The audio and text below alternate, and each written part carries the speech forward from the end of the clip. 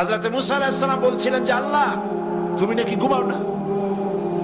মুসা আলাইহিস সালাম তো খুব আদরের নবী, আল্লাহ পাকের খুব আদরের নবী, দারুণ আদর।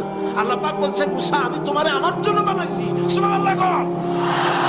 কোরআন শরীফে আছে আল্লাহ পাক বলছেন মুসা আমি তোমারে আমার জন্য বানাইছি। তোমাকে যখন তোমার মা দরিয়ায় ভাসায় দিয়েছিল আমি তোমার বাক্সর দিকে তাকাইছিলাম। সুবহানাল্লাহ। আল্লাহ যদি বলেন আমি তাকাইছিলাম, সুবহানাল্লাহ, তোমারে আমার জন্য বানাইছি।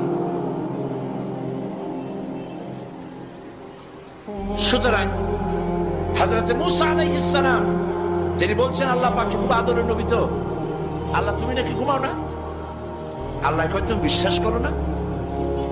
হযরত মুসা আলাইহিস সালাম বললেন আল্লাহ অবশ্যই বিশ্বাস করি, তবে বুঝি না বিষয়টা কি, বুঝি না কেমনে না ঘুমাই পারে, বুঝি না। আল্লাহ আচ্ছা ঠিক আছে, তুমি যখন বিশ্বাস করছো তখন আর অসুবিধা